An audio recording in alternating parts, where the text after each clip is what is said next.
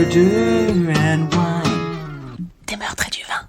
Welcome To Des meurtres. et du vin. Nice. Nice, on a réussi. On a essayé plusieurs fois. Alors, pour rien vous cacher, c'est la 4e fois qu'on a fait le début de cet épisode. It's so good already. C'est vraiment génial déjà. J'aime beaucoup ce qu'on fait. Je suis fan de nous. Je suis fan aussi. Je suis plus fan de toi que de moi, mais bon, ça c'est Oui, c'est un autre d'autoflagellation dont on est tous les deux sujets. Oh, on connaît bien ça. Ouais. C'est pas facile. Mais comment tu vas? Ça va. Qu'est-ce qui se passe? Qu'est-ce que j'ai regardé ce temps-ci? J'ai l'impression que j'ai toujours besoin de commencer avec ce que je regarde sur Netflix. On n'est pas obligé. Non, mais je sais pas, parce que je regarde quand même pas mal de choses sur Netflix. Ma vie est remplie de choses excitantes. Ne Oui. croyez pas que je suis tous les soirs sur Netflix. Bah, après, je peux leur parler de mes courses et des rendez-vous médicaux. vrai. Enfin, si on veut vraiment Mais faire ouais, un ça peut être pas podcast de ouf, pour On vraiment peut les aller là-dedans. intéresser. Alors, dans mon agenda, demain, qu'est-ce que j'ai à Parfois, faire? j'ai mal aux pieds. Non, c'est pas le kiné. Non, j'ai regardé le documentaire, je sais pas si tu l'as vu, sur Anthony Bourdain. Ah oui, mais moi j'ai tout vu. Anthony je sais Bourdain, que j'ai t'adores lu ses ce mec. livres. J'ai été assez fan. J'étais super choquée quand Quand il s'est il suicidé. s'est suicidé parce que on s'y attend pas. Hein, mais bon, ça c'est pareil, je pense partout. C'était une personne, je pense, très complexe, mais vraiment beau. Et il a vraiment donné envie de. Enfin, tous les modes foodies qui existent comme aujourd'hui, Anthony Bourdain en est pour beaucoup. C'est ça. Et c'est moi, alors je suis pas comme toi parce que moi je le connaissais pas.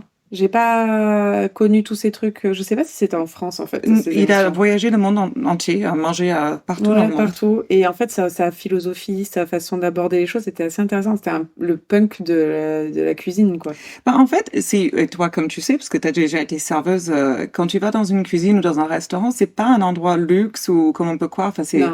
c'est vraiment le stress absolu. Ouais. C'est beaucoup de L'angoisse. fêtes, Beaucoup de fêtes, beaucoup de drogue. beaucoup d'alcool. Ouais. Des gens qui sont là, souvent, c'est des gens qui ont été exclus de la scolarité pour X ou autre raison. Donc, c'est pas non plus des grandes questions philosophiques. Donc, c'est rigolo que tu appelles philosophe. Et en fait, c'était vraiment décrire ce monde. Je crois que c'est la seule personne que pour moi, que je l'ai eu, a décrit ce monde dans lequel j'avais travaillé, en fait. Ah, j'ai beaucoup Mais aimé le après, documentaire. avec de respect pour la nourriture, mais plus la culture autour de la Je pense que nourriture. c'était plus la culture parce qu'en fait, j'ai l'impression qu'il disait, moi, je suis un fake, quoi. Mais c'était plus les gens qui rencontraient les histoires. Et franchement, moi, je le conseille. Il était top. Et puis toi, qui aimes Anthony Bourdain, je te dis, va le voir. Ben, clairement, c'était une de ces malheureuses personnes que c'est fake it till you make it, parce que il avait réussi. C'était un bon Ok. chef et Puis il avait compris, mais il y avait aussi, voilà, dans la série télé, c'était pas juste Top Chef, c'était pas cuisiner. Non. Il allait chez les gens, il allait avec les gens, c'était des plats simples, c'était des plats de rue. La cuisine peut-être élevée dans C'est toute ça. la manière dont on la trouve, et puis la relation humaine qu'il a réussi à trouver, c'était une belle personne. Ouais, bah écoute, j'ai beaucoup aimé. Franchement, je pense que ça te plairait, il est vraiment top. Je l'ai vu. Ah, tu l'as vu? Ben Ah, oui, je pensais l'ai pas. vu, D'accord, ok. Dès qu'il est sorti. Bah, dans un autre contexte, Beckham. Ah, je l'ai vu aussi. Ah, vrai? On a vraiment des vies. Palpitante! Ouais. Mais moi, je l'adore, Beckham aussi. J'adore. Mais en fait, moi, Mais ils j'aime sont beaucoup. simples. C'est ça. Moi, je me souviens avoir vu, je sais Pas plus. simple, mais simple. C'est dur Ouais, d'écrire. ouais. Bah, comme dirait Victoria, on vient de working class Oh, en alors, mon Dieu, Rolls-Royce. ce vidéo, il passe partout. Tout le monde s'en mord de rire. No, what car did your dad drive? Thank you. En fait, j'aime leur relation. Et j'ai beaucoup aimé. Il y a beaucoup de choses que je connaissais pas sur David Beckham et sur sa carrière sportive. Moi non plus. En fait, déjà, je regarde pas le foot. Moi non Donc, plus. j'avais pas réalisé que c'était un aussi bon footballeur. Moi, je Si, croyais ça, qu'il je était savais. plus connu pour Non. le reste que Non, ça. Je savais c'était pas. une star, ouais. Mais après, je sais que Manchester United était l'équipe de foot à ce moment-là, parce que Cantona y était. Oui, effectivement, quand j'ai vu, Canto- alors tu vois, j'ai vu, et je suis là, ah oui, je connais, comment il s'appelle? Cantona, Eh c'est ouais, le mais dieu, bon, tu vois. c'est le dieu du foot, ce mec. Et lui, c'est un artiste maintenant, il peint. Enfin, j'aime trop Cantona. Je connais rien à part, il n'y a pas eu un film, Sur Dreaming of Cantona ou un truc Ouais, comme mais ça, je un l'ai film pas anglais. vu. Et j'aimerais trop le voir. Ah si, je l'ai vu il y a très longtemps au cinéma d'artistes, là, Diagonale. Ouais. Et c'était sympa. Ah, j'adore. C'était très boring, cette histoire. C'est un postier qui rêve de Cantona et qui lui apparaît dans ses rêves. Ah, mais Canto, quoi. Canto forever. Tu vois, on va s'arrêter là parce Ouais, que on va s'arrêter je vais là pas parce que là, on pouvoir peut participer. On peut partir très loin. Ah, voilà, sinon, pas plus. Et sinon, est-ce qu'on a quelque chose à dire à ma mère? après, parce que moi j'avais parlé à une autre chose la semaine dernière, j'étais mort de rire parce que en fait, j'avais dit, tu sais, le podcast il peut changer la vie, et ça nous a bien fait rire parce que je vois pas trop comment. Mais en réfléchissant à ce que ça pourrait donnerait du sens, quand on se réécoute, enfin moi j'ai l'impression, je sais pas pour toi, mais j'écoute pas très bien parfois, et j'entends après que t'as dit un truc et soit j'ai pas répondu ou mon cerveau n'est pas du tout dans la conversation. Et en fait, le fait de faire un podcast, quand même, ça encourage une écoute un peu meilleure. Pour des personnes comme moi, que j'arrive à complètement me défaire de la conversation alors que tu me regardes droit dans les yeux. Alors que j'ai les lèvres qui bougent. Voilà, et on s'entend dans les oreilles. Enfin, c'est une discipline, en fait. Ouais. Et quand tu me demandes aussi parfois de ce que tu voulais dire, alors ça me fait rire parce qu'en général, j'en sais rien. Genre, en fait, je crois que on découvre toutes les deux mes propos et on apprend toutes les deux en même temps ce que j'ai vais dire. Et la route de ma parole n'est jamais guidée par un GPS. Ah ouais, c'est plutôt la surprise mystérieuse, les yeux bandés et voilà, les oreilles bouchées aussi. Et t'espères juste que tu vas pas cracher. Dans le noir total. Voilà, pour l'écouter. C'est ça. Donc, le podcast, c'est assez intéressant pour ça. Donc, le fait d'essayer de raconter une histoire entière sans trop dévier du début à la fin, c'est une nouvelle pour moi et c'est assez intéressant. Ouais, bah moi, je vais t'avouer, je suis un peu stressée parce que l'histoire que je veux raconter, ça fait quelques semaines que je veux en parler. Alors, c'est pour ça que je disais ça pour aller avec cette idée-là. C'est incroyable, tu es incroyable. Tu vas trop loin pour moi, tu vas trop vite. Je vais essayer d'éviter de trop t'interrompre parce que je sais que l'histoire est complexe, parce que pour une fois, Charles va commencer. Ouais, on va tester. On va tester. Et moi, je vais suivre, mais la mienne, elle dure 2 secondes et Charlotte, elle a un truc apparemment, elle les a pondu. Ouais, ploup. Ça, c'est simple. Ah ouais, ça va. En fait, c'est une histoire que je veux dire depuis longtemps, mais je me suis empêchée parce que je sais là, mais même moi, dans ma tête, c'est confus. Vraiment, mais même, honnêtement, encore maintenant. OK. Well, that's going to be great. Yeah! Est-ce qu'il vous tarde? J'ai hâte. Moi aussi, j'ai envie de pleurer. Alors, quand tu penses quand même qu'Ondelat, il fait, mon mari me dit, un épisode par jour. Comment il fait? Je sais pas. Déjà, si jamais c'était ça, il faudrait qu'on change le nom, parce qu'on ne peut pas du meurtre et du vin tous les jours. Ça serait du meurtre et du thé quelques jours et du meurtre et du vin de temps en temps. Genre du meurtre et du vin le midi, non, le soir. Des meurtres et du bicarbonate. Ça, c'est un jour sur 2. Parce que hier, c'était le vin. C'est pas facile. Voilà, c'est ça. Donc, du coup, voilà, je vais essayer de rester chill et pas trop... mais d'essayer de comprendre. Mais oui, on a quelque chose à dire à Marie. Je te laisse... Maman. Alors, je crois... Et c'est presque pour Marie. Ah oui. Oh. Ça s'appelle Cum Marie la Préceptorie. Alors, c'est pas genre Cum... C'est Cum ça. Pas beau, ça. C'est Cum ça. C'est Cum Marie. C'est écrit Cum. Hein. C'est écrit C-O-U-M-E. Donc, en fait, c'est un Côte du Roussillon... Blanc, évidemment. J'ai envie de vous le dire. Cum Marie la Préceptorie. Et je crois que j'ai pris ce vin au Grand Vin de France, je crois. Très connu à Montpellier. Ouais. Et parce qu'en fait, j'avais un petit stock de vin depuis quelque temps et ça faisait, je sais plus. Moi, ça m'arrive pas trop. Le stock, il va. Ouais, non, toi, t'arrives pas à faire. Moi, j'invite plus que toi. T'es prête? Oui, toujours. Il était beau, il était pas trop fort, pas trop doux, pas. J'aurais pu pas poser le bouchon sur la table, mais bon. Non, mais on s'améliore petit à petit, hein. Non, mais on sait très bien qu'on est loin d'être parfaite. Oui. C'est notre charme, d'ailleurs.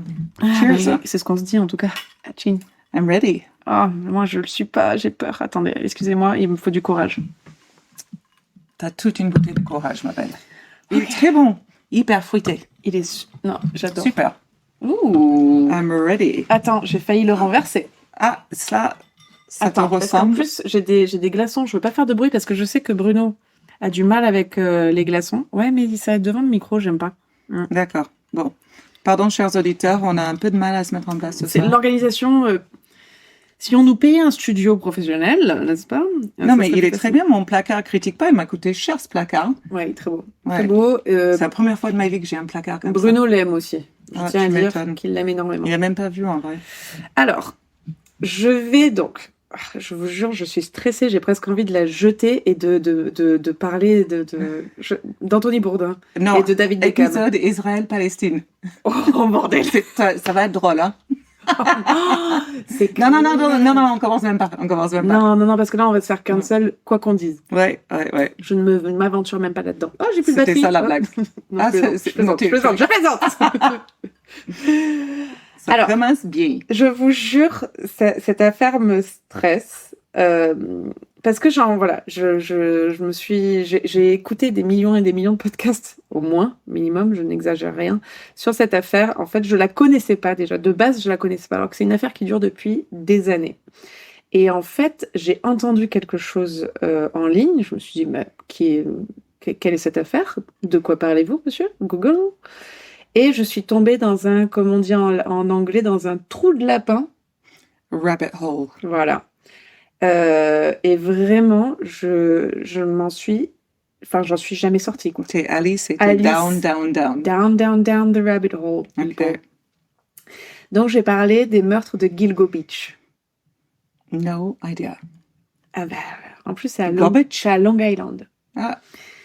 Et en fait, c'est le genre d'affaire, honnêtement, et ça m'est déjà arrivé sur 2-3 affaires, où plus tu fais des recherches, et plus tu te renseignes dessus, plus il y a des détails qui se rajoutent, et moins tu comprends. En fait, tu nous refais John Benet Ramsey, là, en gros. Ouais, mais John Benet... Revu, non, juste au moment où les gens se perdent. Mais là, c'est même pas vu et revu, parce que moi, je la connaissais pas. C'est même pas une affaire qui est, je pense, connue, à moins pour les vraiment die-hard de true crime. Mais moi, je la connaissais pas. Donc, excusez-moi, je suis quand même un peu une référence.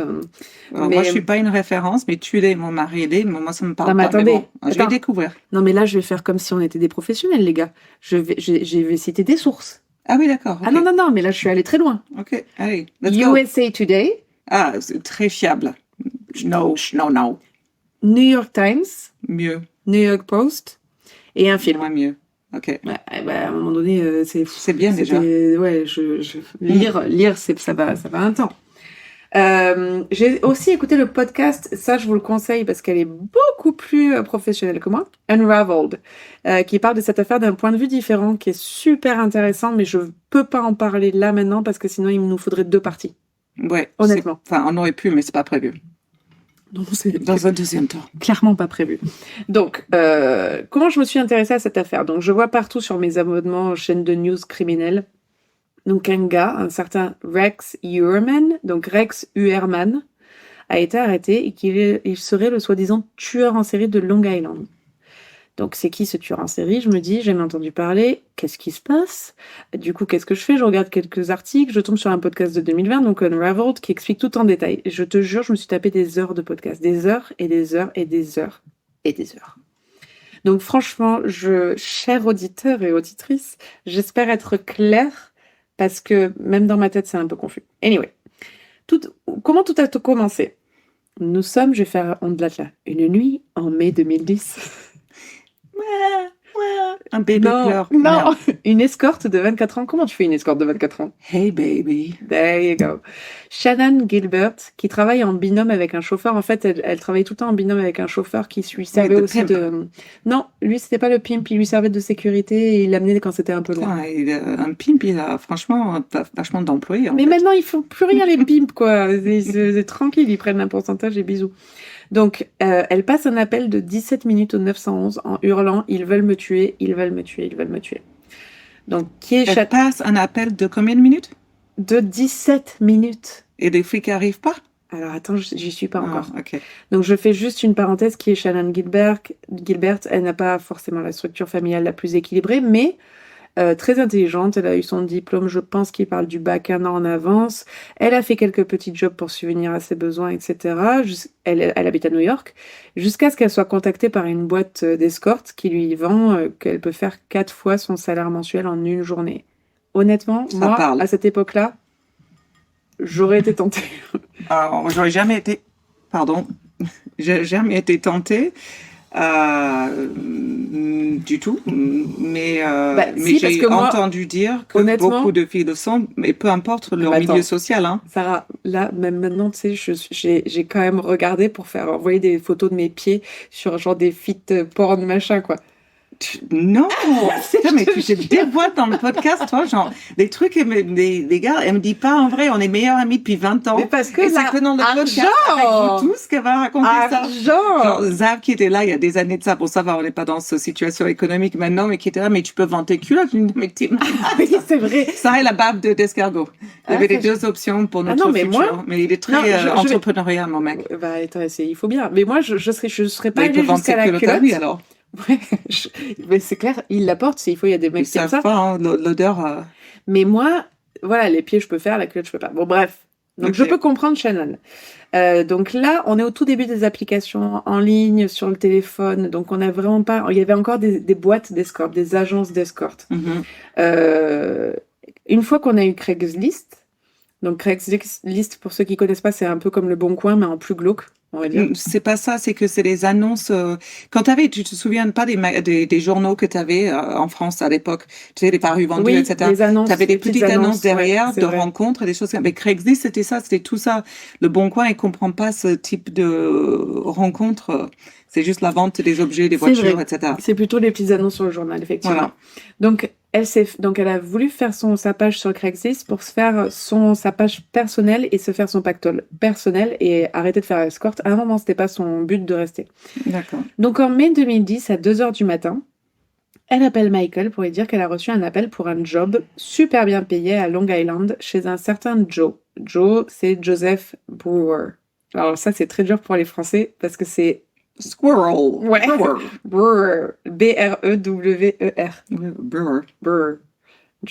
Joseph Close. Joseph Brewer. Donc, Joe. Donc, ils arrivent à Oak Beach et le protocole est que Shannon aille à l'intérieur, donc fasse son affaire, et Michael attend à la sortie et si elle a besoin, il est là, en fait. Il fait sa sécurité, son chauffeur. Donc, pas longtemps après l'arrivée de Shannon, Michael voit Joe et Shannon sortir de la maison et qui vont faire des emplettes, enfin, acheter un truc. Donc, ils pensent de la drogue. Hein. Je me dis, ils vont pas au Carrefour acheter du houmous. Et ils reviennent. Damn it! J'ai les carottes, j'ai pas le houmous. Parfois, j'en ai besoin. Parfois, t'en as besoin maintenant, quoi. Et ils reviennent à la maison. Après 2h30 dans la maison, donc pas 2h30 du matin, 2h30 dans la maison, Joe ressort et dit à Michael, « Dude, ta pote, elle est en train de péter un câble. Je la veux hors de chez moi de suite. » Plus tard, il dirait à un journal qu'il avait questionné qui pensait que c'était pas vraiment une femme, que c'était un trans et que il serait allé dans la salle de bain et quand il est revenu, en fait, elle était en train de faire une espèce de crise de folie, en fait. Donc, on sait pas trop ce qui s'est passé entre eux. Okay. Et il dit aussi que pendant ces 2h30, ils n'ont jamais eu de rapport sexuel et qu'il ne lui a jamais donné d'argent. Oui, oui, Joe, effectivement, on te croit sur parole. Donc, Michael va à l'intérieur pour récupérer Shannon et voit qu'elle est en train d'agir très, très bizarrement. À un moment, Joe essaie de pas l'attraper, pas genre méchamment, mais juste la tenir par derrière, genre pour la calmer, pour la sortir. Et elle pète un plomb et elle va se cacher derrière le canapé. Mais vraiment, comme de la folie vraiment pure. Et pendant tout ce temps où ils essayent de la raisonner et de la sortir, elle est au téléphone avec la police et elle hurle en face d'eux. Ils sont en train de le tuer. Là, les fameuses 17 minutes. Voilà. Joe dit à Michael, écoute, ça me saoule, je monte dans ma chambre, tu la sors, salut. Ok, super, merci. Michael galère à la faire sortir et dit à Shannon, allez, c'est bon, là, on y va, je te ramène chez toi, quoi. Au bout d'un moment où il n'arrive pas à la raisonner, il en a marre de pas y arriver et il sort pour attendre dans la voiture. Dès qu'il se dit, dès que je la vois sortir, je lui dirai de venir. Et on sait que l'appel au 911 de Shannon s'arrête à 5h14. Et c'est à peu près à ce moment-là qu'elle sort en courant de la maison et ne rentre pas dans la voiture de Michael, qu'elle connaît très bien. Mais elle se met à courir et à frapper de manière complètement erratique aux portes des maisons voisines. Donc, tu as un vieux qui s'appelle Gus, qui était levé à cette heure-là parce qu'il devait aller je sais pas où. Les vieux se lèvent tôt. Et il est en train de... Ouais, un mec qui s'appelle Gus, à un moment donné, il est pas là pour faire... Gas. Il est pas là pour faire des grasses mat. Il était en train de se raser, il était habillé, etc. Et toi, t'as vachement de détails, hein. Mais j'ai recherché le truc. Et... à un moment, il dit à la police qu'il a laissé rentrer, mais à un autre moment, il dit qu'il n'a pas laissé rentrer. Donc, on ne sait pas ce qu'il a fait. Il n'y a pas un seul mec fiable dans cette histoire depuis le début. Même Gus. Un seul mec fiable tout court. Alors, on se dit soit c'est Alzheimer. Ouais, j'aime bien. Qu'il guette. Donc, soit il a voulu dire à la police, j'ai été une bonne personne, je l'ai accepté chez moi. Donc, on ne sait pas. Euh, donc, ce qu'on sait, c'est que Gus dit à Shannon, OK, je appelle la police. Et là, Shannon se met à freak out. Genre, elle panique encore plus. Et à 5h22, il appelle la police pour dire ce qui s'était passé. Donc, lui dit qu'il voit Shannon courir. Et il voit aussi le SUV de Michael qui arrive au bout de la rue. Et il voit Shannon se cacher derrière son bateau qu'il avait dans son jardin. Donc Michael voit Gus à sa porte et lui demande s'il a vu Shannon. Il dit qu'ils étaient à une soirée et qu'il la cherche. Genre, excuse-moi, mais tranquille dans cette rue, quoi. Une meuf à 5 heures du matin hurle de partout et t'arrives disant, t'as pas vu une fille en train d'hurler? Enfin, C'est pour c'est ça. quand même bizarre, hein. C'est pour ça. Pour Gus, c'est suspicious. Donc il Oui. dit, non, j'ai pas vu de femme hurler et se cacher derrière mon bateau. Donc il dit rien. Il dit rien, mais il a appelé la police. Et il dit, j'ai appelé la police à Michael. Okay. Et Michael lui répond, vous n'aurez pas dû faire ça. Donc super suspicieux. Michael, Donc Shannon continue de courir et on sait qu'elle va frapper à s'arrêter à une autre maison, mais là c'est une femme voisine qui va la... Mais moi je peux comprendre que tu fasses pas rentrer une femme qui est complètement folle chez toi. Tout à fait. Et elle appelle la police également. Donc Michael continue de chercher Shannon, mais à 6h du matin, quand le jour commence à se lever, il dit fuck it et il part. À 6h10, donc 45 minutes après l'appel de Gus, la police arrive. Super, la police. Félicitations. Et là, je rejoins ce que tu étais en train de dire. La police n'arrive jamais après l'appel de Shannon. Parce qu'en fait, ils disent qu'elle s'est trompée et qu'au lieu de dire qu'elle était sur Oak Beach, elle a dit qu'elle était sur John's Beach, qui était juste à côté. Mais du coup, tu sais comme ça marche, les trucs de téléphone de 911 ben, ils disent pas ça. Est-ce qu'ils disent ça pour se protéger? On sait pas, je sais pas. C'était en quelle année tout ça? 2011. Foutaise, ils savent exactement où elle est avec le téléphone qu'elle appelle. Donc la police arrive, essaie de comprendre ce qui s'est passé, ils ne voient Shannon nulle part et donc ils classent l'appel en tapage nocturne et rentrent chez eux. Ben voilà, escort, pute. Voilà, c'est une travailleuse du sexe. Elle avait l'air d'être complètement droguée, complètement à l'ouest. On s'en fout en fait, on va pas se fatiguer pour ça. Oui. Donc Michael dit qu'elle s'est trompée à un moment donné pour tourner et qu'elle a tourné à droite et lui il tourné à gauche et du coup il a plus revu donc il s'est barré, on s'en branle. Donc là on est 2 jours plus tard, la famille de Shannon ne sait même pas qu'elle a disparu encore parce qu'elle vit pas chez eux, donc pour eux ça leur paraît pas bizarre de pas avoir de news pendant 2 jours d'elle. Et la mère de Shannon après 2 jours reçoit un appel chez elle d'un homme qui dit s'appeler Dr Peter Hackett et qui demande à Marie si sa fille est là ou si elle a toujours disparu. Genre, de but en blanc, comme on dit. La maman, genre, dépourvue. Genre, comment ça? Donc, il dit à la mère qu'il a vu Shannon à cette fameuse nuit, qu'il l'a fait rentrer chez lui a donné une drogue, enfin un calmant, en fait, lui a administré un calmant pour qu'elle se calme, du coup, et l'a vu remonter dans la voiture de Michael. D'accord, donc en fait, elle est allée chez ce docteur, ensuite la voiture de Michael, ensuite Joe, et ensuite Gus. Non, le docteur Hackett dit que quand elle était en train de hurler dans la rue après Gus.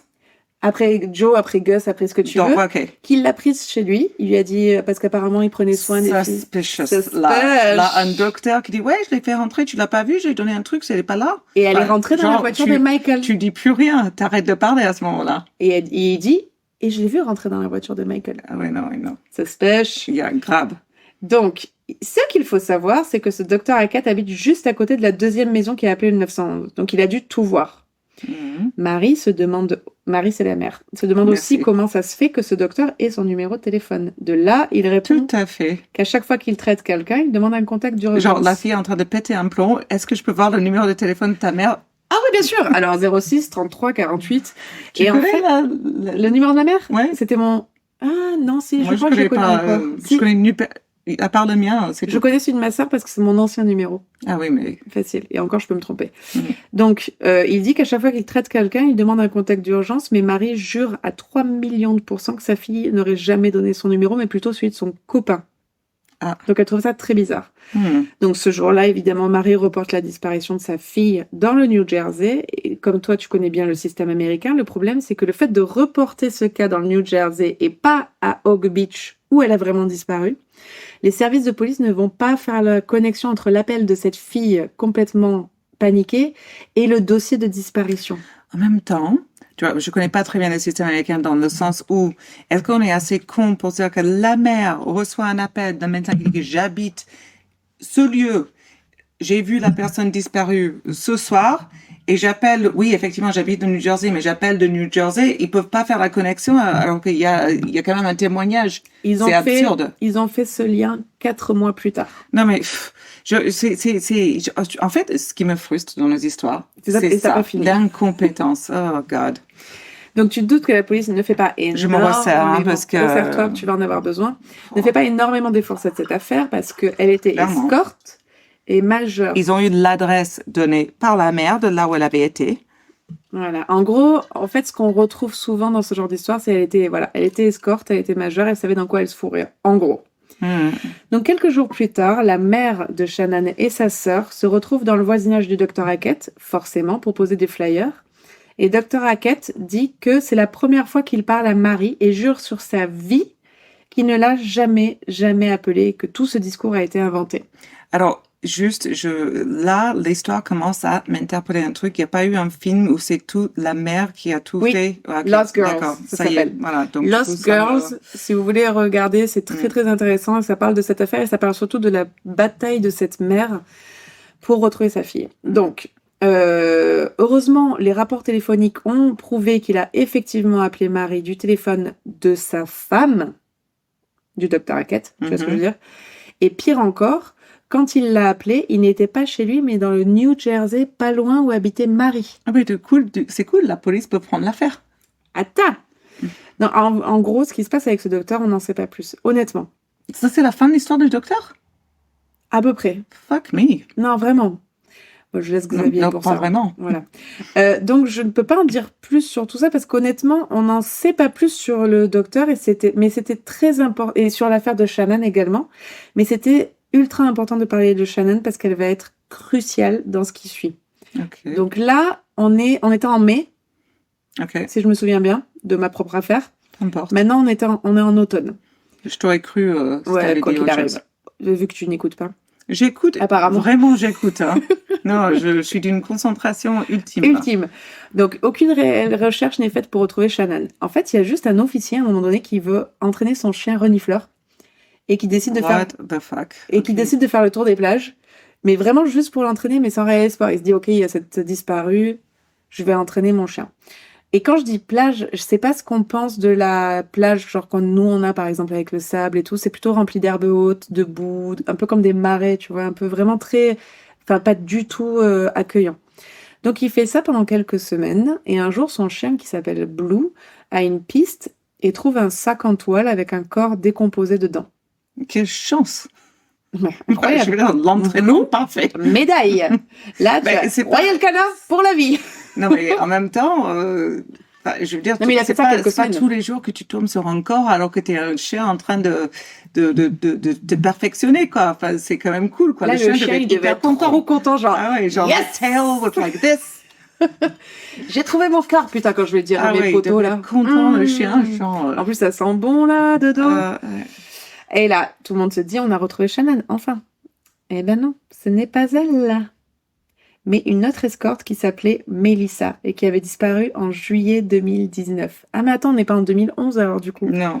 On est en 2020, je crois. Attends, on est en 2020. Donc ils savaient vraiment où elle était, du coup. Ouais, excusez-moi, je me suis perdue. Et du coup, là, j'ai voulu retourner dans mon truc. C'est pas grave. Donc, juillet 2019. Revenir en arrière, j'ai dû le dire. J'ai dû dire la date. 2 jours plus tard, la police trouve 3 autres corps, tous décomposés. Au même endroit? Au même endroit, tous dans des sacs en toile. Donc quoi, c'était vraiment une plage infréquentable. Infréquentable, c'est pas Palava, ça, tu as vu ou quoi? Bon, Palava, c'est pas très fréquentable non plus. Et... Donc elles étaient toutes dans des sacs en toile, elles étaient toutes escortes et elles étaient toutes sur Craigslist. Est-ce qu'on voit un petit schéma qui est en train de se dessiner? Clairement, très clairement. Mais genre, le gars, il est flemmard. Tous au même endroit. J'aime bien ce site. J'ai mes petites habitudes. Mon mot de passe est enregistré. Oui, le Craigslist, je le fais, mais non, là où il jette les corps. Pardon. Écoute, il fait beau. Il aurait pu au moins faire 100 mètres de différence, ça juste pour challenger un peu le chien, quoi. Ouais, le chien est là tout au même endroit. Moi, je fais ça que pour Blue. Non, et donc... Tu vas voir, Blue, c'est le seul prénom que je vais retenir de toute la soirée. C'est certain. Je vais te faire un petit quiz test à la fin. On dit pas quiz No, test. please don't. On dit pas quiz test. Un quiz Blind test. test. Un quiz test. Ok. Donc, ces 4 femmes se feront appeler les Gilgo Beach Four. Donc, les 4 de Gilgo Beach. Enfin, je comprends un truc dans l'histoire. Putain. Elles ont été retrouvées sur Gilgo Beach. Ok. Donc, la police fait une annonce officielle. Il y a un problème avec mes dates. C'est pas grave. Ça doit être Passe 2000. sur les dates. Ouais, ça doit être 2009, pas 2019. Ça doit être On 2009. s'en fout sur les dates. Allez. Raconte l'histoire. Allez sur Google hein, si vous voulez quelque Voilà. chose de Wikipédia, il est plus factuel. fiable que nous. Ne nous écoutez Clairement. pas en soi. On a été clair depuis le départ hein, Qu'on n'était pas des pros. professionnels. Donc, T'es une passionnée, pas une professionnelle. exactement, c'est c'est pas pareil, c'est la passion qui parle. Mhm. Donc la police fait une Et le annonce. vin. Et le vin, ça c'est pas faux. En 2011, comme quoi ils cherchent un tueur en série. Malheureusement, à ce moment-là, ils ne peuvent pas trop faire de recherche car pendant l'hiver, le terrain est beaucoup moins accessible. Donc ils font une pause, petite pause Kit Kat. Donc ils font leur enquête sur les gens autour de ces filles et surtout autour de Shannon, parce que c'est elle qui a un peu enclenché tout ce truc. Donc ils interrogent Joe Brewer, qui est innocenté car ils n'ont rien sur lui, hein, forcément. Donc ils interrogent aussi le chauffeur Michael, qui est clean. Ils viennent voir le docteur Gus. Hackett, qui n'a rien. Gus, pauvre gars, a rien du tout. Il était juste en train de se raser et mind his own business. Donc rien du tout, on n'a rien. Ils ne peuvent même pas faire d'enquête sur les clients qui sont sur Craigslist parce qu'apparemment Craigslist avait un système qui cachait l'identité des personnes qui l'utilisaient. Alors, en tout cas, à l'époque. Je sais pas, j'ai jamais utilisé moi. Ben, encore moins moi. Mm. En tout cas, la police pense que toutes les filles connaissaient le tueur. Elles le connaissaient assez pour se Ouais. retrouver en confiance et se retrouver sans téléphone ou sans sac à main avec elles. Écoute, le truc c'est que tu trouves tous les corps ensemble, clairement, c'est la même personne. Là, et tu vois. Bah, non, mais ça, Tu c'est sûr trouves que c'est un la MO même personne. identique, mais la même personne. Par contre, Shannon sur l'histoire sort du lot. Est-ce que tu peux me resservir? Bien sûr. Quelle question?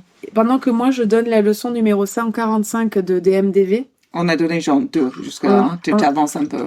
Alors, ok, Et je sais, j'ai 4. oublié les 2 que tu as donnés. La leçon numéro 1, c'est toujours dire non si on n'a pas envie de dire oui. Tu veux du vin? Est-ce que c'était assez clair? Toujours dire non si on n'a pas envie de dire oui? Ouais. Non, je sais pas, mais Ne c'est pas grave. pas monter dans les voitures quand on se sent pas en confiance. Et après la 3, je sais Elle pas. était vraiment basique la 2, hein. On aurait pu la travailler. Donc, Ouais, c'est mais toi qui l'as non, fait. c'est Hein. pas basique parce que moi, je me suis déjà retrouvée dans des voitures où j'aurais jamais dû monter et franchement. But you're alive. Donc, leçon numéro 3 ou 4, ne l'a jamais laissé son portable derrière soi. Jamais, jamais, jamais. Parce que si vous Même si vous regardez trop, si vous êtes trop sur les réseaux sociaux et vous On s'en dites, fout. je vais dois faire une pause. Une pause, non. mettez Instagram en pause. Non, prenez l'ancien téléphone Non, juste parce pour qu'il les faut la appels. géolocalisation quand même. Ah merde, putain, elles sont dures tes règles. Hein. Non, excusez-moi, je suis assez précise. Géolocalisation, il faut qu'on sache. Excusez ça, il y a de la friture sur la ligne où vous êtes. C'est dur ce truc con, sache. Bah oui, j'ai eu un doute tout d'un coup. Mais alors, en revenant à mon histoire, très compliquée. Donc, Oui. à part ça, la police n'a absolument rien. Ils se retrouvent face à un mur. La seule chose qu'ils savent est que le tueur a utilisé. Ah, ça c'est horrible. Elle vient de me mettre la main sur l'épaule, genre, je te rassure, je te conforte avant de parler. Parce que ça, c'est affreux. Même parce que je réagis à ma propre histoire. Donc, la police sait que le tueur a utilisé le téléphone portable de Melissa, donc une des Gilgo Beach Four, la première victime qui a d'ailleurs été retrouvée, pour appeler la petite sœur de Melissa. Et il l'a fait plusieurs fois bien avant qu'on ne retrouve le corps de Melissa. Et là, il a été très intelligent. Il passait que des appels de moins d'1 minute pour pas se faire géolocaliser, justement. Et appelait tout le temps d'endroits très peuplés comme Times Square, Madison Square Garden, etc. Comme ça. Attends. Il l'appelle, il veut pas se faire géolocaliser, mais il le fait d'un endroit pour faire exprès. Oui, ça parce n'a pas qu'en de fait, sens. quand tu te fais géolocaliser à Times Square, Ouais. il y a à peu près 12 000 personnes. Oui, mais ils viennent le faire pour ne pas se faire géolocaliser. Non, il le fait moins d'1 minute. Et quand c'est moins d'1 minute, t'as pas le temps, en fait, pour la police, n'a pas le temps de savoir exactement où tu es. Et en plus, deuxième couverture de sécurité pour lui, il fait dans des endroits où il y a énormément de monde, il y a une foule vraiment, vraiment dense. Comme ça, on peut pas dire, lui, il est tout le temps à Times Square. Enfin, tu vois, c'est très... Oui, mais donc du coup, il utilise le téléphone pour se faire géolocaliser. Non, pas du tout. Non, il utilise le lost. téléphone. Non, c'est pas grave, tu réécouteras. Ok. Donc, d'endroits très, très peuplés, voilà, comme ça, quand la police essaye de piner ou pinguer l'appel, tu peux pas l'attribuer à une personne en particulier parce qu'il y a trop de monde. Donc, Ah ouais, je suis trop perdue. Mais T'es c'est pas perdue? grave, c'est trop technique. non, moi, c'est très clair dans ma tête pour moi. Oui, pour moi, non. C'est Voilà. Continuons. Je sais pas, c'est pas grave, on continue. Donc, il disait des choses horribles, genre, est-ce que tu es une pute comme ta sœur? J'aime bien parce que sur une phrase aussi horrible, j'ai réussi à faire la liaison, parce que parlons bon français quand même. Et partager des informations sur Mélissa que personne n'était censé savoir en fait. Et sur le dernier appel qu'il passe à Amanda, donc qui est la petite sœur de Mélissa, il dit « J'ai enfin tué ta sœur et je suis actuellement en train de regarder son corps se décomposer. » Oh. Et Ah, horrible. Et la police arrive uniquement à tracer cet appel parce que c'est le seul qu'il n'a pas fait d'une zone très peuplée et qu'ils peuvent voir qu'il l'a passé depuis la plage où a été retrouvé le corps. Donc, il y était vraiment. Ah, ok. Mais c'est avec le téléphone de Mélissa. Avec le téléphone de Mélissa. Malheureusement, la presse, on sait qu'ils font beaucoup d'erreurs dans ce genre d'affaires un peu médiatiques, a publié cet appel. Donc, ça a sonné, enfin, ça a donné l'alerte au tueur et il a arrêté d'appeler. Donc, malheureusement, on avait une petite porte de sortie pour essayer de le trouver et ça a été fermé. Ok. Donc là... Bon, en même temps, excuse-moi, mais la presse, ils ont eu cette info parce que la police l'a lâché. Ouais, ça par contre, je sais pas, ouais. Peut-être, sûrement, je sais pas. Donc là, on est le printemps suivant et les recherches dans les... D'une année inconnue. Oui. Peut-être 2011, peut-être 2020, qui sait? Peut-être c'était hier. C'était plus 2011 parce que Covid, tout s'arrête net, fin de l'histoire. Non, parce que j'ai des trucs en 2020, donc je suis assez sûre que c'est 2011, donc je pense que l'autre, en même temps, 2009. 2020, tout le monde était à l'intérieur de chez eux, les tueurs en série, ils travaillent cool, quoi. En télétravail. Il y avait personne. Ils vont sur les plages, ils s'inquiètent pas que personne va venir. Tu crois que les tueurs en série, ils étaient en visio? Tutoie. Non, mais ce que je veux dire, c'est qu'en fait, ils avaient du mal à trouver des appâts, des gens, parce personne n'était sorti. Mais quand ils les trouvaient, il y avait personne d'autre autour pour témoigner. Mais là, j'imaginais tout d'un coup un appel, tu sais, Skype. J'avais la sonnerie de Skype, boulou, boulou, boulou, boulou, tu sais, d'un tueur qui essaie de te choper. Excusez-moi, dans ma tête, c'était très drôle. Non, je l'ai pas vu comme ça. Oui, je vois pas trop de travail à distance, c'est plus compliqué de travailler d'un tueur en série. C'est vraiment du présentiel. C'était du. C'est comment l'appeler les gens qui devaient travailler pendant le Covid.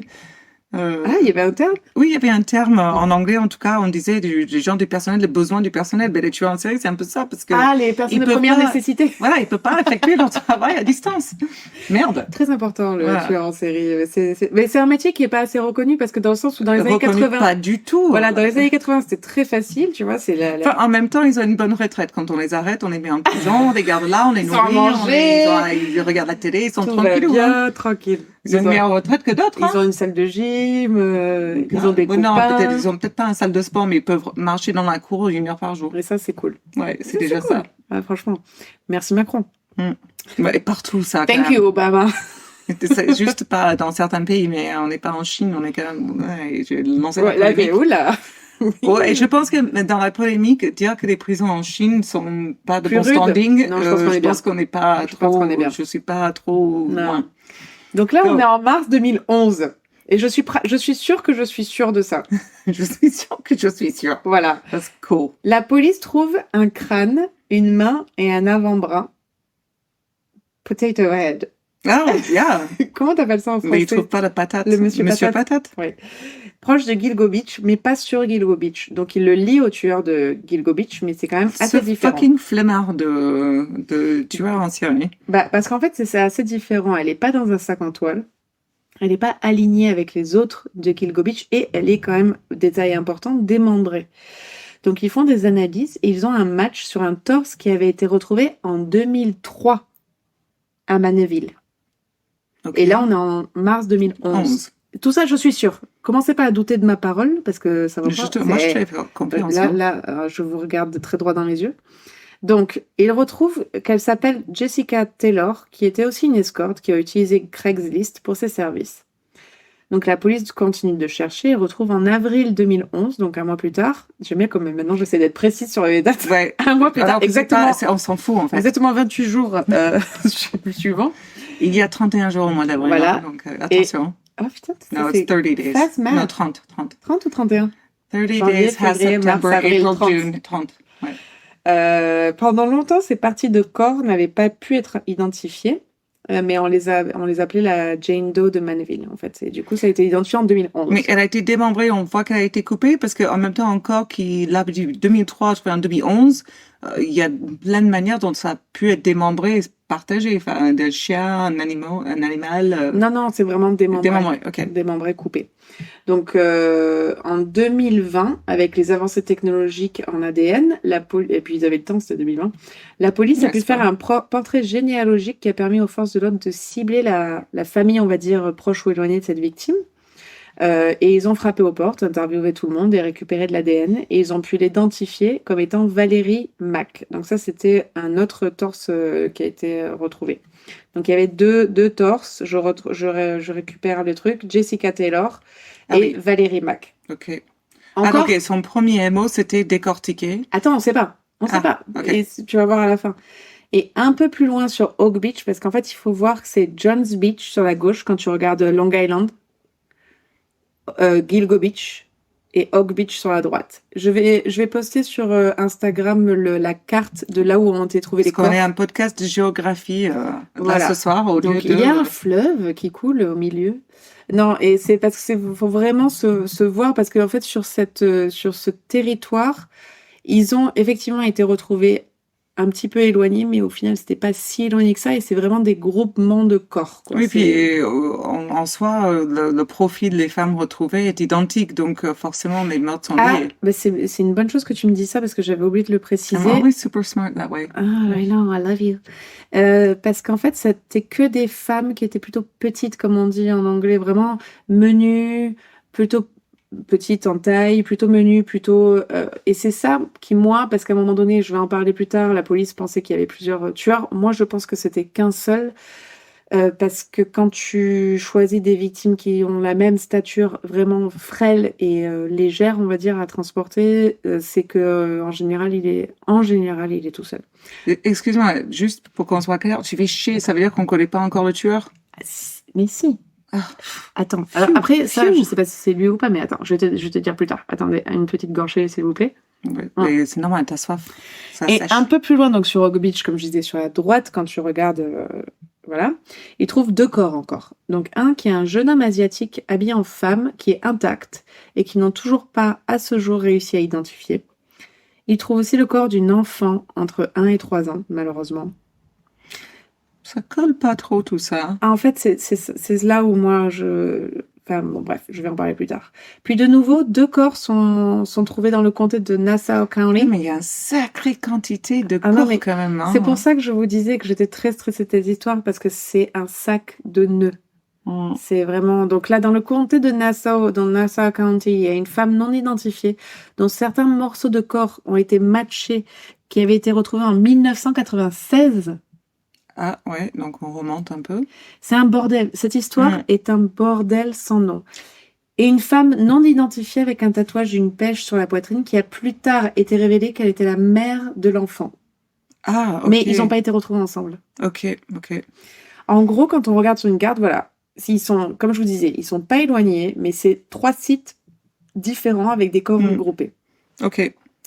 Donc en tout, il y a 10 corps. Je fais un petit... J'avais posé la question. Non, voilà, je fais un petit récap. Je fais un petit récap. En tout, il y a 10 corps qui sont retrouvés. Shannon, donc les 4 de... Attends, non, Shannon n'a pas été retrouvé. Merde. Tu vas trop vite. Pardon. Donc les 4 de Gilgo Beach, Amber, Melissa, Maureen et Megan. Ensuite, Jessica Taylor et Valérie Mack, dont les torses ont été retrouvés. Je pense qu'on perd les auditeurs avec autant de détails. Non, c'est important de le dire. Donc les 10 corps retrouvés, donc c'est les 4 de Gilgo Beach. Jessica Taylor et Valérie Mack, dont les torses ont été retrouvés à Manéville. On a l'enfant. Aussi à Manéville? Non, un peu plus loin. La mère de l'enfant, qui n'a pas été retrouvée avec son enfant. L'homme asiatique non identifié et une femme non identifiée. Et toujours pas de Shannon Gilbert. D'accord, ok. Alors de là, comme je vous disais, il y a pas mal de théories. Certains pensent que c'est un seul tueur en série. Moi, je sais pas ce que j'en pense. D'autres pensent que c'était 2. D'autres pensent que c'est même un tueur en série qui avait ramené ses corps à côté de Gilgo Beach en disant « Moi aussi, j'ai tué, retrouvez mes corps. » Parce que tu sais, parfois, les tueurs en série, ils aiment bien qu'on parle d'eux sans qu'on sache qui c'est. Enfin, je sais pas. Moi, je suis pas sûre que tous ces corps soient liés à une seule personne. Ou sinon, parfois, ce qui arrive aussi, c'est qu'il y a des tueurs en série qui font un certain émo, genre ils vont démembrer les victimes pour un peu perdre la police et à la fin ils se disent j'ai pas été retrouvé donc je m'en fous et ils laissent les victimes intactes. Tu vois ce que je veux dire? Non, enfin moi après je suis pas aussi connaissante que toi, mais moi j'ai des histoires que j'ai pu voir.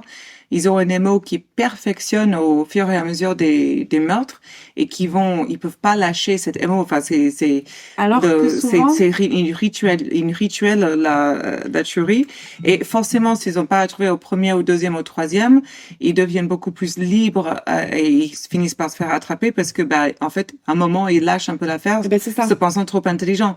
Mais par contre, les MO, ils restent identiques et même ils s'améliorent, disons. Et là, en fait, c'est le MO et la signature, c'est pas pareil. Dans le sens où là, il y avait pas de signature à part le fait que, par exemple, les 4 de Kilico Beach étaient vraiment alignés. Elles étaient côte à côte, elles avaient des escortes retrouvées sur Craigslist, des filles jeunes avec des petites cordes, comme tu as dit. Ça, c'est pas une signature, ça. Si, parce que retrouver des femmes petites, etc., retrouver un homme asiatique non désigné, la maman, je sais pas si elle correspond à un enfant, ou peut-être que la maman était une escorte du même type et que l'enfant et l'asiatique étaient là avec elle et qu'ils n'étaient pas censés se faire tuer. Il y a quelque chose qui s'est mal passé. Mais pour moi, en fait, Gigolo Beach, c'était clean, les corps étaient intacts, c'était très organisé. Et les autres, genre Manville, c'était des torses, des membres, tout était désorganisé, en fait. Donc, je sais pas. Très désordonné, je sais pas. J'en sais rien et on sait pas toujours maintenant. Donc en 2011, la police, avec les experts en tueurs en série, etc., donc ils m'ont appelé. Bien sûr. En 2011, j'ai publié un profil sur le New York Times. Donc c'est un homme blanc. Le New York Post et parmi d'autres. Un homme blanc, j'ai envie de te dire. Such a shock. C'est toujours un homme blanc. I can't believe it! Oh my God, it's a white man! Oh! So shocked. Shook to my core. I'm shooked. Donc, un homme blanc de la vingtaine à la trentaine, marié ou ayant une petite amie et qui choisissait de tuer sur des périodes... C'est précis. Très précis. À peu près brun. Marié ou célibataire, l'un ou l'autre. Marié ou célibataire, grand ou petit. Mais pas un couple depuis longtemps, hein. Non, et puis tu vois que lui, il aime bien, tu vois, quand il est sur Netflix sur le canapé, il aime bien zapper, il est pas sur, tu vois, tu as vu ça fait mal à la tête. Donc, il tuait sur des périodes spécifiques où il pouvait être tranquille, et c'est là où je comprends pas, parce que pendant les vacances. C'est ce qu'ils disent pendant les vacances d'été. Mais attends, c'est que de la logique, là. Mais pour moi, c'est pas logique. Mais si, quand t'es au boulot, t'as pas le temps de faire tout ça, c'est du boulot quand même. Oui, mais quand t'es en vacances d'été, c'est un deuxième travail, Charlotte. C'est ça qu'il faut que tu comprennes. Mais quand tu es en vacances d'été. Non, mais oui, des vacances, c'est ça. Toi, tu vas à la plage et tu vas en Grèce et tu fais ça. Aussi, il va à la plage. Oui, c'est ce qu'il détend. Ok. Putain, faut qu'il fasse du yoga, le gars, quoi. Ah non, mais Charlotte, t'es pas encore rentrée dans la tête de tueur en série. C'est vrai, il faut que j'aille un petit peu plus. Donc, c'est son samedi soir, là. C'est vrai. C'est son, comment ça s'appelait? T'as pas connu, toi, les samedis soirs avec Buffy, Charmed? Non. Pardon. Ça, c'est pour les connaisseurs, ça. Donc, il aurait un bon boulot, bonne situation, bonne voiture. Donc, on va dire quelqu'un qui est plutôt confortable.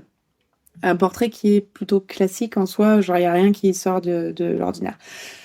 Donc là, on est 1 an après la disparition de Shannon. Donc 2012. Peut-être. Allez, disons 2012. Oh, à peu près. Vers là. Tu sais, l'espèce de signe égal avec la vague au-dessus. Ouais, on est à peu près ça. Donc sa famille et les familles des autres victimes retrouvées organisent une vigile sur la plage et pendant qu'elles sont à cet événement... Ils trouvent un autre corps. Non, ils trouvent Shannon. You're fucking kidding me. Apparemment. Tu peux pas l'inventer. Je l'ai dit en blague, hein. Je te jure, apparemment, si, c'est ça. Apparemment. T'es pas sérieuse. C'est ce qu'ils disent. On dirait que le mec, il est venu la poser là pour faire exprès, parce que c'est quand même ridicule. Je sais pas. Moi, c'est ce que j'ai je l'ai dit en lu. blague. What the fuck? Apparemment, ils ont retrouvé Shannon Gilbert. Mais j'ai pas bu, j'ai pas besoin. Non, oui. Enfin, j'ai comment on est sûr. Hein. Et... Mon Dieu, il la retrouve pas loin de la maison du docteur Hackett.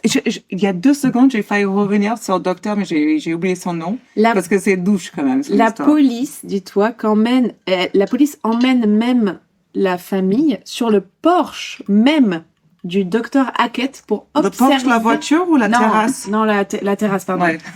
Ah, tu dis pas en français le Porsche? Non, peut-être pas. Je pense pas. Donc en fait, je vous dis, la police emmène la famille de Shannon sur la terrasse de la maison. L'entrée, le balcon, La terrasse. l'arrivée. La terrasse. Oui. On est bien sur une terrasse. Du docteur Hackett pour mieux observer la scène de crime. Donc désolé, mais pour moi, c'est ouf. L'endroit pour je mieux suis voir désolée. l'emplacement du corps de Shannon est précisément la maison du docteur Hackett. Et pour moi, je pense à quand le tueur a appelé la sœur de la victime en disant « Je peux voir ta sœur pourrir ». Donc je sais pas, mais bon, c'est... Ah, oui. Mais vous allez voir plus tard, revenez à ça tout à l'heure. Alors, comment elle est retrouvée et où par rapport aux autres victimes? Parce que c'est important quand même. Elle est retrouvée proche de l'enfant non identifié, mais assez loin des 4 de Gilgo Beach. Et elle est retrouvée avec la tête vers le ciel, donc pas la tête dans le sol. Et ça, je dis ça pourquoi? Parce que certains disaient qu'elle est morte de manière naturelle, parce qu'elle était complètement droguée, elle est partie dans un épisode psychotique, et elle se serait noyée. Sauf que si elle se noie, elle a la tête en bas. Pas forcément, mais de toute façon, le médecin légiste va voir que c'est noyé comme cause de mort. Donc on s'en fout. C'est pas la cause de la mort. Bon, voilà. Et donc c'est pas ça. Elle n'a pas été dans un sac en toile également comme les 4 de Gilgo Beach. Mais chaque fois, j'avais plus de sac en toile en même temps. Hein. C'est la récession. Et à chaque fois, je dis Gilgo Beach, j'ai un problème, j'ai envie de dire Bilbo Beach comme Bilbo Baggins. Non, c'est pas ça. Gilgo. Joe's Beach, Gilgo, the other one. Ouais, Oak Beach. Ah, Oak. Son jean est retrouvé plus loin et apparemment, ils disent enlevé par elle-même. Alors, attention. Et ça, je sais pas comment ils peuvent prouver. En 2011, les jeans étaient collés à notre corps, taille basse. Ça s'enlevait pas par des vagues. Hein. Ah non, c'est clair. Genre, si tu tombais quelque chose par terre, tu ne le ramassais jamais. Non. C'était perdu pour toujours. Voilà. Parce que tu voulais pas avoir la ressortie tel un plombier. D'ailleurs, même dimanche. À cette époque-là, des tueurs en série devaient se dire, merde, c'est du travail ce truc en plus, hein. Ils vont glisser des pas def. Il faut ramener le baggy à la d'ailleurs, mode. il doit y avoir des meurtres qui ont été avertis par des tailles basses trop serrées. Des meurtres ou des viols, ouais, c'est clair. C'est ça, genre, j'ai pas pu. Excusez-moi, j'ai croqué mon glaçon, j'espère que ça s'entendra pas. J'ai pas entendu. Bruno, Bilbo. Gilgo. Au moment de l'autopsie, ils disent qu'elle était morte donc depuis longtemps. C'est bien. Shocking. Et ils n'ont pas réussi à savoir plus. Autopsie. Gentil docteur.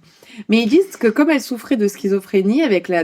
oui, elle avait de la schizophrénie, je veux dire. C'était un détail donc, important. Important, avec la drogue... On sait comment s'appelle Blue, le chien qui l'a tué. Le fait que Shannon, la première tuée, et toute l'histoire était schizophrène. Et mettait sa tête dans l'eau pour se noyer.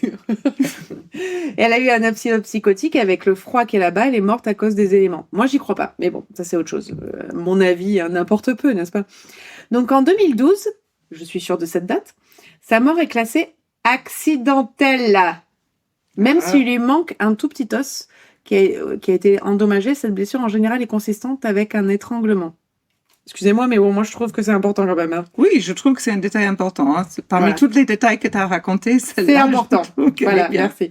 La police a classé cette mort comme n'étant pas liée au Gilgo Beach 4, mais a permis de les retrouver et d'éclairer. Bien sûr. Donc une prostituée, une travailleuse du sexe, retrouvée sur les mêmes plages, trouvée par Craigslist, etc., mais c'est pas les mêmes. C'est une déchetterie à escorte, en fait, Gilgo Beach. Cette affaire... C'est un sac de nœuds, je te jure. Moi, j'ai écouté... Mais continue parce que ça m'énerve, je veux savoir s'il y a un tueur ou pas. Alors, en parallèle de cette affaire, donc moi, j'ai écouté le podcast après avoir écouté Unraveled, qui est plusieurs épisodes. J'ai envie quand même de me faire ça sur mes épaules. Mais t'adores ça en même temps. J'adore ça. Mais ça, dès le matin, j'écoute France Inter et après, j'écoute... Alors que moi, je me fais chier à écouter un meurtre par semaine et le retranscrire pour faire ça avec toi. C'est pas facile. Hein. Non. Et après, le meurtre. J'ai écouté LISC. Donc, LISC, ça équivaut à Long Island Serial Killer.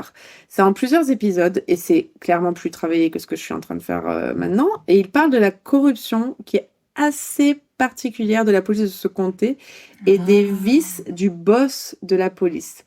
Apparemment, mais je vais vraiment pas aller plus loin là-dedans parce que c'est un trou de lapin. il y avait beaucoup de fêtes organisées par ces boss de police avec des escortes, de la drogue, etc. Et même à un moment donné, une histoire sur une cassette vidéo de snuff movie. Ah En ouais, fait, un d'accord. snuff movie, c'est un Ouais. film sur une femme qui se fait violer en vrai et tuer en vrai. Ou n'importe quel film où en fait une personne en fait meurt en vrai. Meurt en vrai. Donc, c'est à développer. Si vous vous intéressez à cette histoire des Gilgo Beach 4, allez écoutez Là, Lisk. cette partie d'histoire, enfin, disons que oui, enfin, ça peut faire un peu conspiracy, mais je suis pas forcément dans cette optique-là, parce que même la police, par exemple, de Los Angeles, qui est reconnue 1000 fois d'être le police le plus corrompu du monde, genre impliqué dans la mort de Tupac, Tupac and Biggie Biggie. et autres, et puis tout, enfin, leurs frasques sont incroyable. Enfin, ils n'ont pas protégé le peuple de Los Angeles. Ouais. Ça, c'est clair. Donc, à New York, pourquoi pas le même? Mais bien sûr. Et c'est vraiment en plus un comté particulier. Ce qu'il faut savoir sur ce comté. Et ce qui est particulier dans ton histoire, où ça colle, c'est que c'est juste, enfin, il y a rien. Non, mais en fait, ce qu'il faut Il y savoir a dans ce zéro comté. preuve dans cette histoire. C'est En fou. fait, Gilgo Beach, Oak Beach, tout ça, c'est, tu sais, ce genre de résidence, enfin, de quartier résidentiel très gardé, très sécurisé, parce que c'est que des gens riches dedans. Ouais, les fait- flics sont pas forcément riches. Et non, les flics sont pas forcément riches, mais par contre, les flics ont accès à des personnes riches et influentes, et tout ça donne accès en fait à des trucs très bizarres. Autre chose qui est très très bizarre et que jusqu'à maintenant, où je vous parle, le 2023, là pour ça, je suis sûre de la date, pas du jour, mais de l'année. L'appel de 911 de Shannon n'a jamais été rendu public. Ok. Donc, personnellement, après avoir écouté tout ce qu'il y avait à écouter sur cette affaire, moi, je crois je pense qu'il y a une partie de cover-up. Que ce soit, je dis pas que les flics ont tué Shannon, je dis pas que les flics ont tué toutes ces filles, mais je pense qu'il y a eu un truc bizarre. Il y a baleine sous rocaillon. Donc, en 2015, Quoi? Tu sais, mon expression que j'adore. Non, tu me l'as déjà sorti, Oui. baleine sur rocaillon? Oui, baleine sous gravillon, j'ai dit. Gravillon, ah pardon, rocaillon. Parce qu'en 2015, Bark, gravillon, presque pareil. Same. Yeah, same. Le FBI se mêle, mais le DA, donc District Attorney, et la police du comté font tout pour empêcher le FBI d'accéder à certains dossiers. Tout ça, C'est pour dégoûtant. moi, sont bizarres. Donc, je vais conclure. Rassurez-vous, vous pouvez vous détendre, parce que même moi, il faut que je me détende un peu. Nous avons un suspect qui a été arrêté. Ah, quand même, Mais parce que j'ai j'étais un commencé peu avec énervée. ça. Oui, mais T'as oublié j'étais pas son sûre. nom. Mais oui, mais comme t'as écrit dans ton texte dans un genre, on sait pas, etc. Enfin, depuis tout à l'heure, ça m'énerve. Vas-y, go. Ah, mais mon but, c'est de t'énerver, tu le sais. Oui, Et ça fait 20 ans. Tu le fais bien, hein. T'es un pro à ça. Peut-être pas à la podcast, mais à m'énerver. Exactement. Il faut un talent quelque part. Kiss. Chef's kiss. Son Donc, of a bitch. Rex Heuermann. Donc, n'a pas Heuermann. Heuermann. Mais tu l'as raconté ce nom au tout début. Ben oui, dis-le. Rex Heuermann. Ah, j'y étais presque. Yeah, you were good. Donc, comment il a... Oui, tu l'as dit au tout début. C'est exactement ce que je t'ai dit. J'ai dit au tout Oui. début, sauf que tu ne m'écoutes plus. Si, je t'ai dit, je peux déjà pas. Je panique. Donc, comment cette personne a été arrêtée? Donc, ils ont checké les appels des victimes.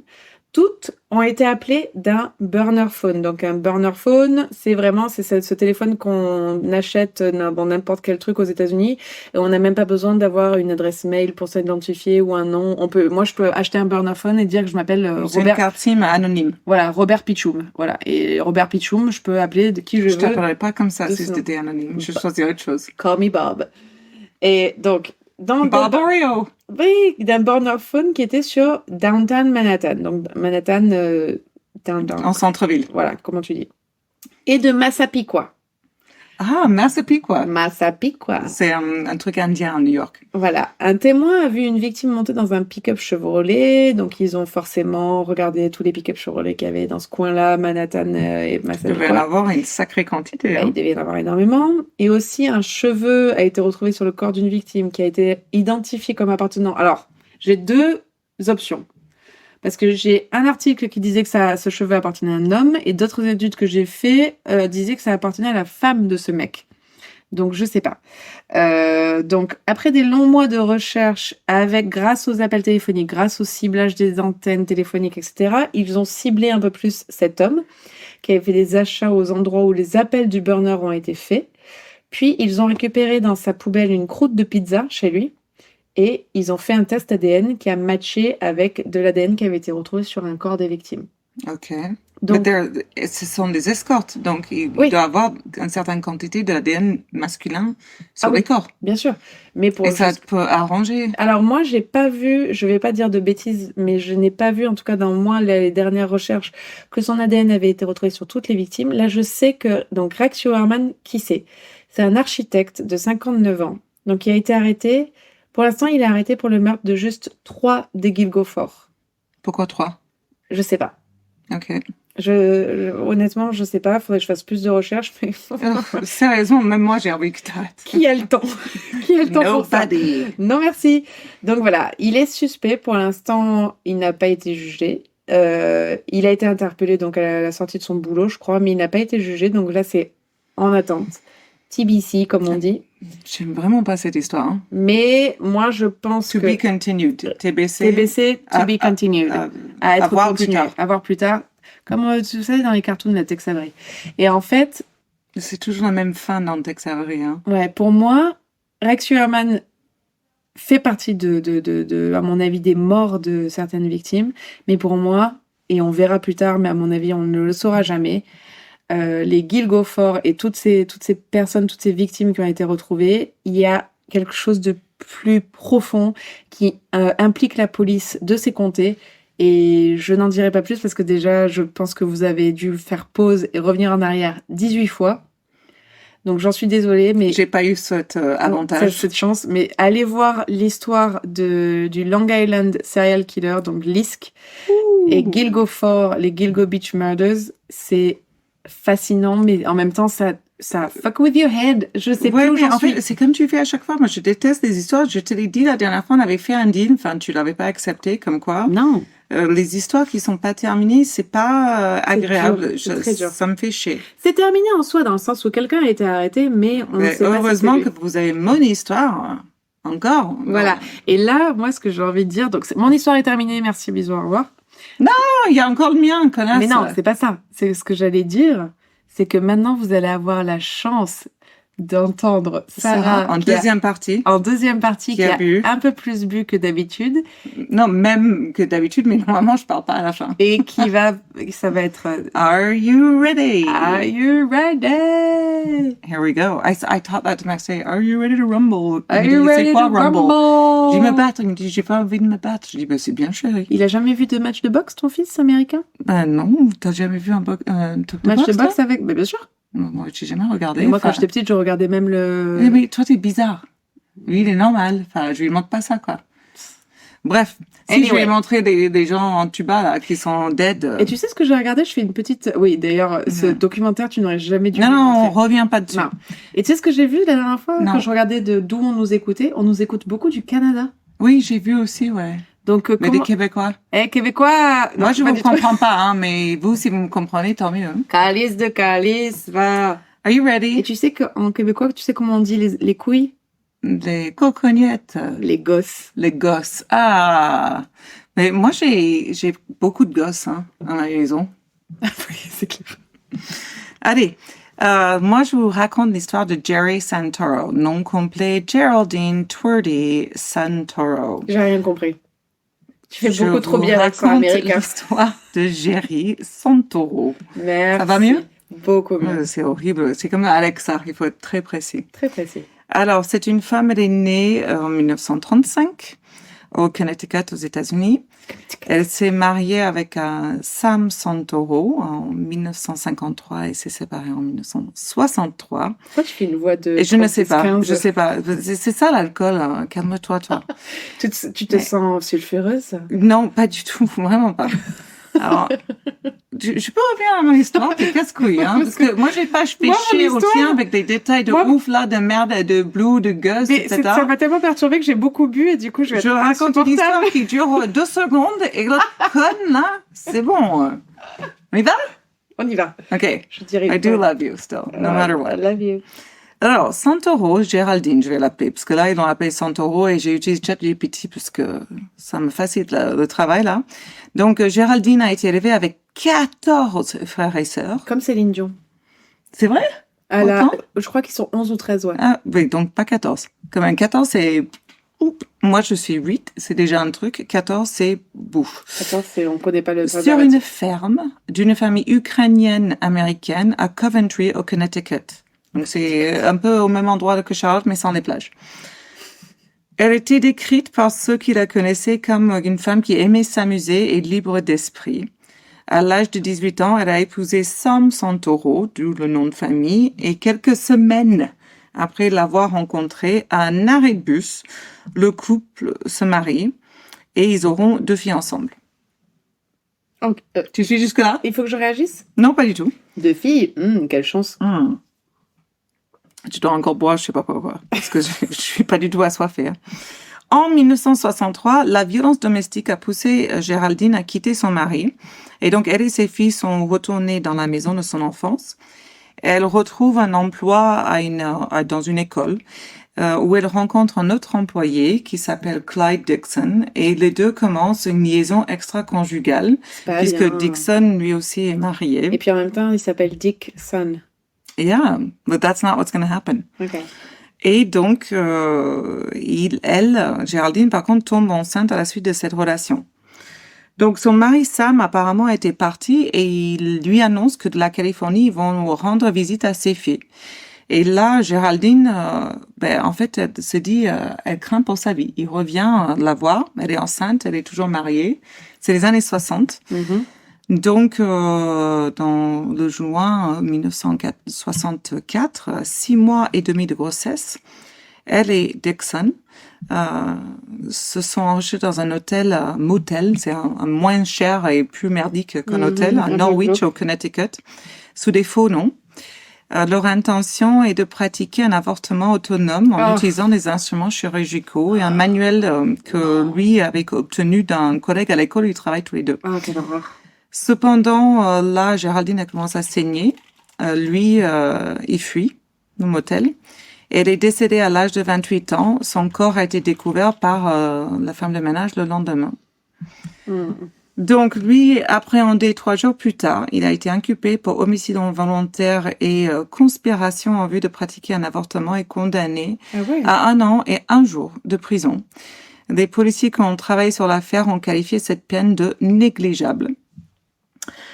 Et là, c'est où devient l'histoire. Et en fait, je raconte une histoire courte parce que c'est plus une emblématique politique que j'ai envie de parler qu'une histoire. Mais la police a pris une photographie du corps de Géraldine ce jour-là. Elle est nue, elle est à genoux, il faut la regarder. Elle est effondrée par terre, elle a une serviette couverte de sang entre ses jambes. Cette image est choquante.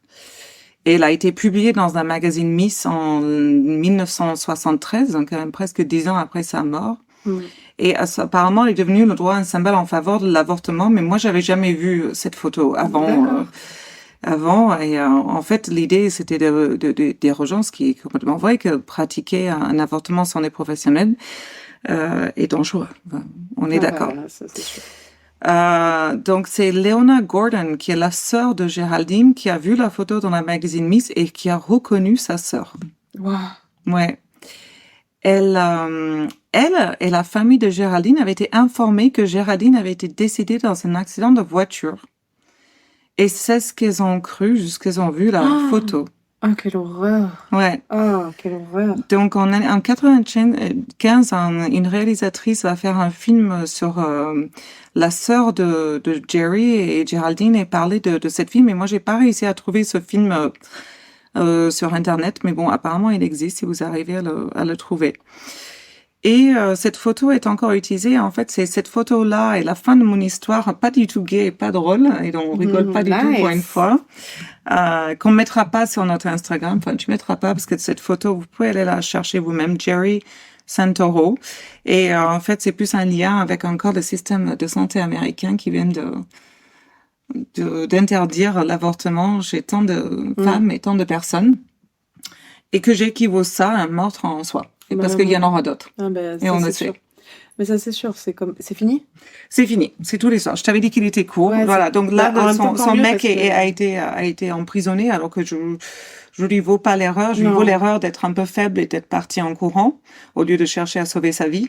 Mais bon, les mecs tapettes. Mais après, oui, c'est sûr, mais après, c'est ça qui est dur dans le sens où quand tu vois ce qui est en train de se passer aux États-Unis, et puis je suis désolée, mais en France, je pensais que l'avortement était rentré dans la Constitution Non, française. c'était arrivé cette année que Et- justement, c'est pour ouais. ça aussi en France. C'est ça. Et ils n'ont pas réussi à la rentrer Et dans ils la l'ont pas fait Constitution. encore, et c'est en train de... Enfin, normalement, ça va se faire normalement.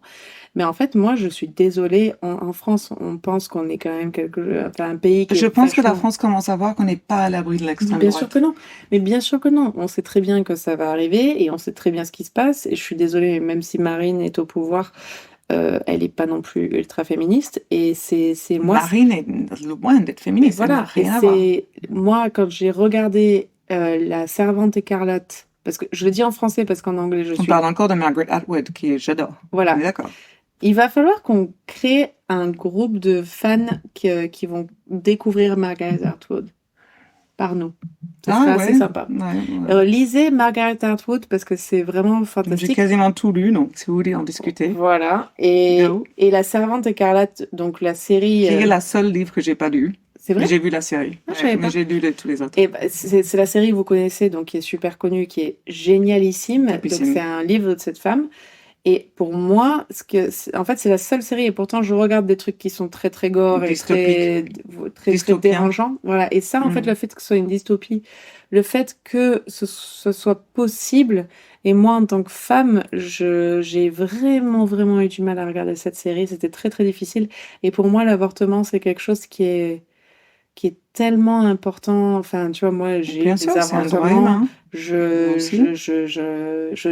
suis très fière de faire partie d'un pays qui m'a permis ça, cette chance-là, parce que faut dire que ce que c'est aux États-Unis, c'est plus une chance en fait, c'est un parcours du combattant et qu'on peut Et c'est retomber. depuis avant que cette décision, c'est déjà dans certains États un parcours de combattant, donc c'est pas nouveau. En fait, Non. l'histoire est très dense. On va pas vous le faire là, mais en gros, cette loi, elle vient de mettre un clou dans le cadavre quelque part d'un exercice qui a déjà été difficile pour beaucoup de femmes. Et en fait, c'est important parce que quelque part, je sais pas, mais moi, si on raconte ces histoires débiles, il y a quand même la lumière de se dire qu'on entend, on engorge quelque chose. Moi, j'habite en France, je me considère comme chanceuse d'être là, mais le fait est-il que l'extrême droite prend encore de l'ampleur. Voilà, mise en garde. Il faut qu'on passe à autre chose parce que de sujet, on a beau être politique, mais on est quand même drôle. Ben, c'est ça. Et moi, je pense que de temps en temps, on va vous faire des trucs comme ça où c'est un peu déprimant, mais je pense que c'est important. Mais après, voilà, on va vous dire que j'en sais rien. Quelque part, moi, je trouve que ton histoire était plus déprimante que le mien parce qu'il était vraiment long, il y avait vachement de détails. Excuse-moi d'être un peu tu vois, précise sur mes histoires, sur mes recherches. C'est vrai. Pour une fois que je fais des recherches, s'il te plaît. Mais on sait même pas qui, c'est chiant. Alors, ils disent que c'est Rex Heuermann. Ils disent. Moi, je pense que c'est le médecin. Moi, je pense que le médecin faisait des soirées genre et les un flics. peu olé avec les flics. Alors, Rex, honnêtement, c'est trop un nom de porno en plus. Ouais, Rex Heuermann. Hickman, le médecin, les flics. Vous imaginez la soirée. Dr. Hackett, Rex, and Heuermann, Hackett et les flics. Ouais, voilà. Pour moi, je pense qu'il y a on est bon. Cover-up et qu'il y a plein de gens qui faisaient des soirées de drogue et d'alcool et d'escorte. On envoie notre courrier au FBI là. Mais moi, je pense. Mais honnêtement, je te crois. Mais je crois plus que sur John Benet. Hein. Oui, ça c'est une autre histoire. Mais voilà. Sur ce, qu'est-ce qu'il faut qu'on vous dise? Il faut qu'on vous dise qu'il faut que vous vous abonniez à notre podcast des Meurtres et du Vin parce que, en fait, plus vous vous abonnez, plus nous, on est visible et plus c'est cool et plus on voit qu'on a des écoutes et plus on a envie de vous raconter des histoires. C'est comme ça, parce que c'est pas facile. C'est pas vrai, je m'en fous, en fait. Mais Charlotte, elle veut. Moi, j'aime bien. Moi, je suis un peu l'escort girl des likes. Oh, je suis la pute des likes. Grave. Excuse-moi, j'utilise, bon. I love it. Donc, du coup, allez sur Apple Podcast, abonnez-vous, mettez des étoiles, follow, whatever. We love you. Enfin, elle t'aime un peu plus, elle a plus bu que des autres soirées. Voilà. Moi, je vous aime bien. Moi, je vous aime. OK. Sur ce, Bye. ciao. Si t'aimais ça, like and subscribe.